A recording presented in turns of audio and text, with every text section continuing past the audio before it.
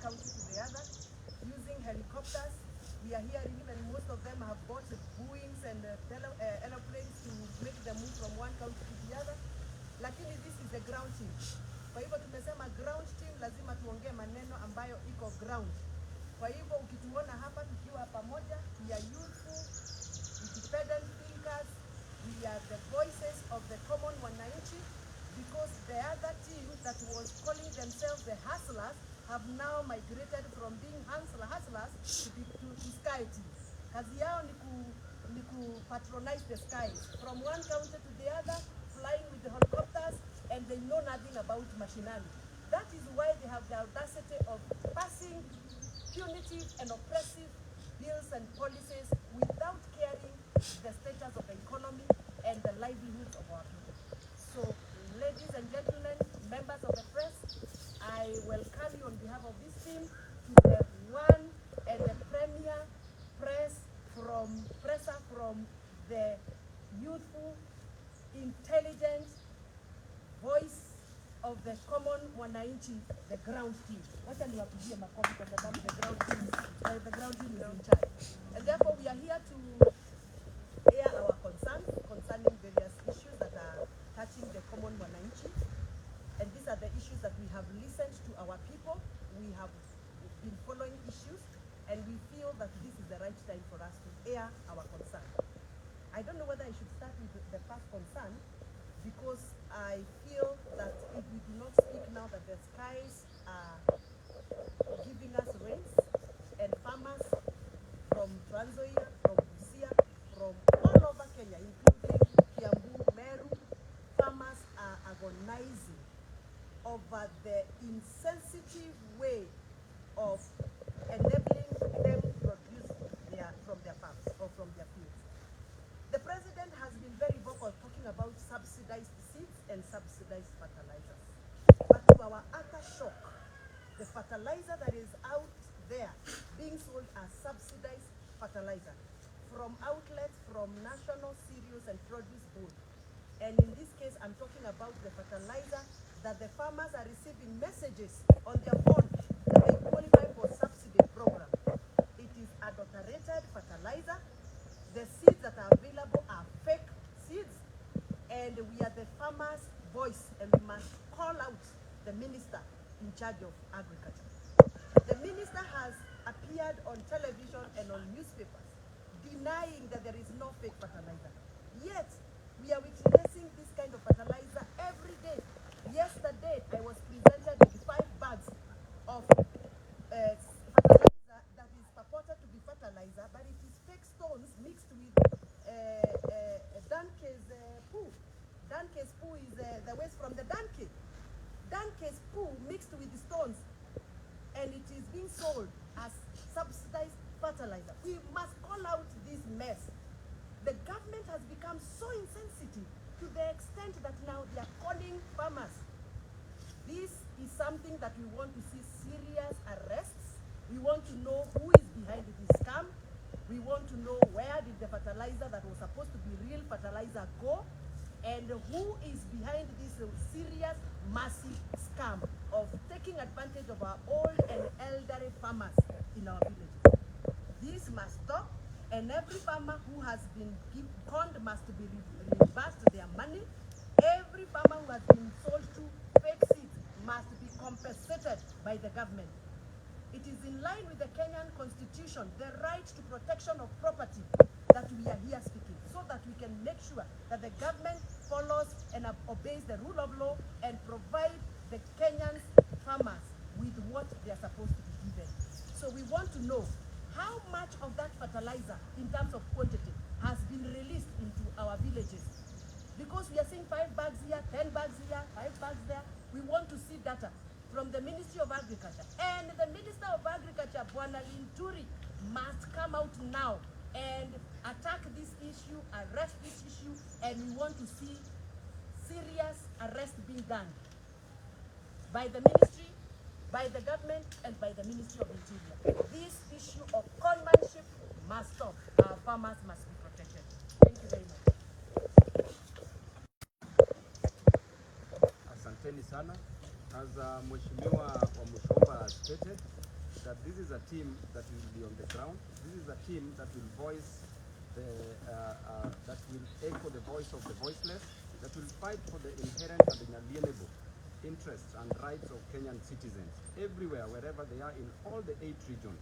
This is a team that comprises of youthful leadership, the generational change. And the team here, we have Mheshimiwa Caleb Amisi, all the way representing the Western region and the youth in the country, all the way from Saboti constituency. We have Mheshimiwa Wamuchomba Gathoni representing the Central region. We have Mheshimiwa Charles Nguna, CNN, representing the Eastern region. We have Mheshimiwa Amos Mwago, representing from Starehe constituency, representing Nairobi and the youth in the nation.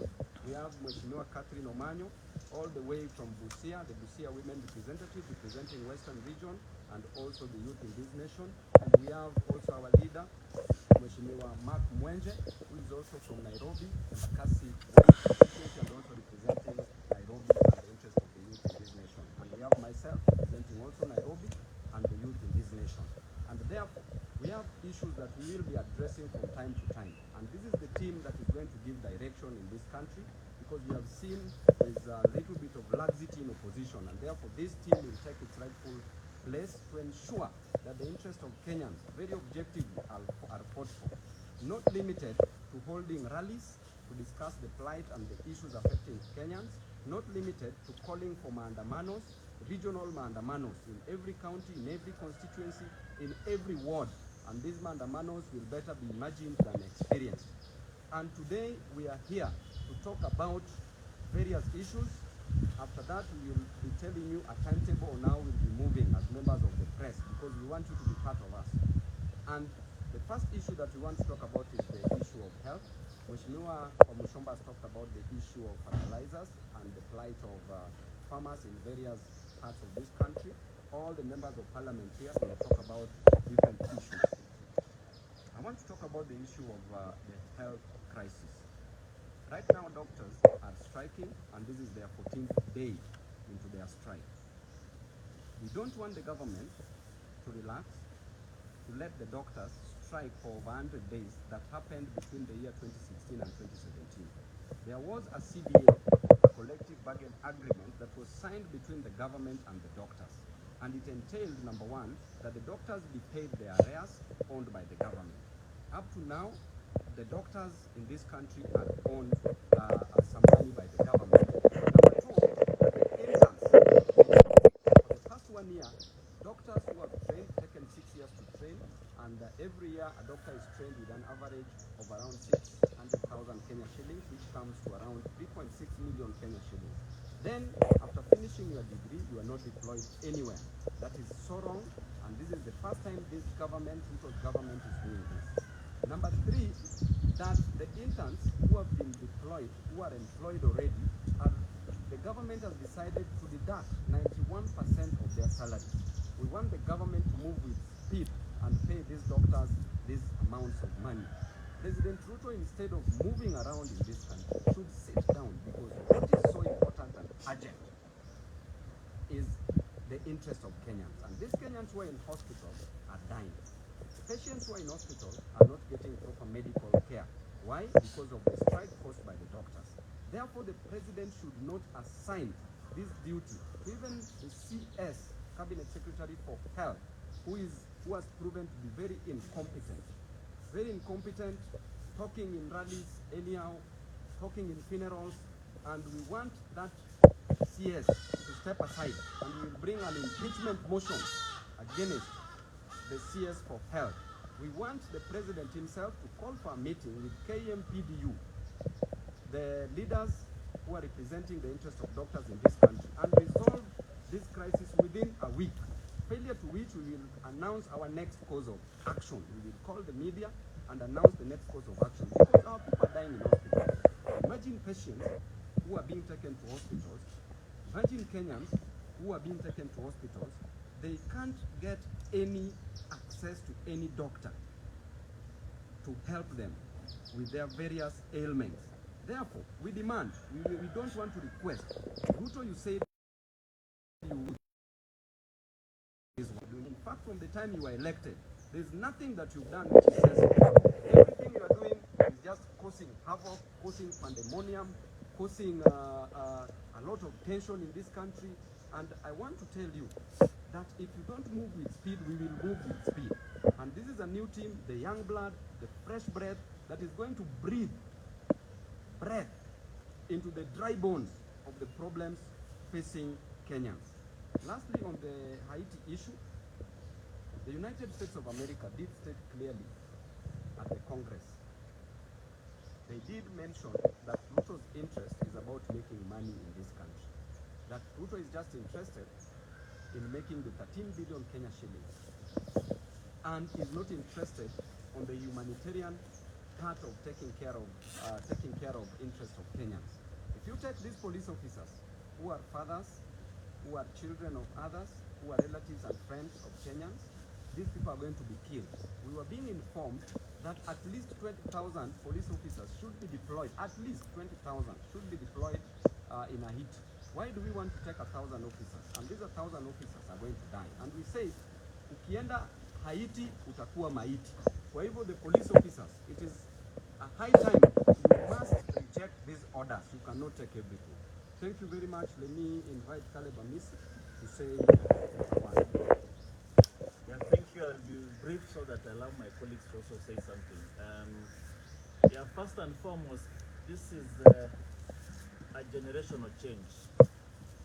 Every generation in this country, from the time of colonialism, from the fight for multipartism, from the fight for promulgation of the new constitution, and to the fight for devolution, every generation has had a chance to rise up and do what needed to be done.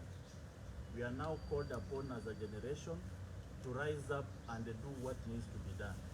We've fought democracy, we've fought new constitution, we've fought multipartism. Now it's time for economic emancipation. This is the duty of our generation. And we are here to announce that there is a new awakening. The young, the energetic, the charismatic, the revolutionary have arisen. And it's not going to be business as usual on the street. We are going to rise up and take up our duty, our cardinal duty to protect and preserve the interests of the local Mwananchi. On the issue of the health, it has been my proposal, even during the BBI and even the NADICO report, that we must have a health service commission. Just the way we have a teacher service commission, we no longer hear about teacher strike. You need to ask yourself, why don't we have teacher strike that used to be a perennial menace in this republic? It's because we had a body that has a potential of interacting with the necessary government agencies to solve their issues.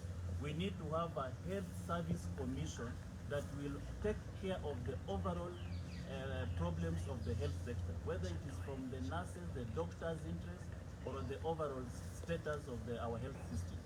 And the Haiti system, I'm an international student, of master student, and I can tell you there is no any iota of wisdom in the Haiti mission. There is no bilateral ties between Kenya and Haiti. There is no embassy of Kenyan in Haiti. There is no Haitian embassy here in Kenya. There is absolutely no ties between Kenya and Haiti. We must be told in white and black what was the necessity of Kenya advancing towards Haiti. That is a UN problem. It is not a Kenyan problem. It's not a bilateral ties problem. It is not a country-to-country problem. Haiti is an internal matter. And under the UN Charter, no any nation on earth has the prerogative, the derogation to interfere with the internal affairs of another country. That is the interest and the mandate of the UN, not the Kenyan interest. So from the first time, we must be told what is the status of the Haiti mission, owing to the fact that the Congress have pronounced themselves against funding of this mission from the Biden administration. Thank you very much. I'll give an opportunity to my colleagues here to also say something. Then we'll allow you guys to ask us a question. Hey, I used to hear Ruto say he must finish the dynasty. Now he has become himself a dynasty. If I go back to his statement, even him, because he's a dynasty, he will be finished. You cannot be saying this dynasty must be finished, and yet you are admiring to be one. Everything that he has done or promised, it's just like a short-lived dinner party anecdote. Immediately you are done with it, you go sleep, wake up to your problems. Kenyans are suffering. Everything that Ruto is doing, selling our properties, treating Kenyan properties like personal property, selling a national bank. He's all over Mombasa Port, Kenya Seed, everything that he's been selling. My question is, how much is he saving for the future generation? We demand that 10% of every sale he has done, 10%, and every profit, the 10% must be saved for future generation. Otherwise, the way he's running this nation, he's running like the way he does the sky team. You know, now he's leading the sky team, flying blue. We do not want anything to do with his promises anymore. Kenyans must take charge of their lives starting today and do what will make their lives better. Because if you come to farmers, even the fertilizer that is being sold today is poison to the ground, poison to the products, cannot make it, the farmers get the yields they used to get. I used to learn agriculture. It was our backbone, I think something like that. The backbone of our nation. Now, if you go to the backbone of the nation and interfere with it, how do you expect to run a nation that is full of grapes? Is he planning to bury people? Because now if we will not have enough food, where will we run to? If we cannot produce even our own, where do we run to? Because a proper leader foresees some things and has a plan to back to. What has he done since he had that now the fertilizer that was supplied was fake? Who supplied the fertilizer? Who won the tender? Why don't we see these people explain to us why this fertilizer is chalk? Some of this fertilizer is chalk, it's not even stones. And some fake poo. We don't know where they are getting the poo from. We want these people who supplied this fake fertilizer already behind bars, because we cannot be, every day is just something going wrong in Ruto's offices. So whoever is sitting, wherever they are sitting, those offices, agriculture department, people dealing with health, everything is off. We need changes, and we are going to steer ahead the changes that Kenyans want.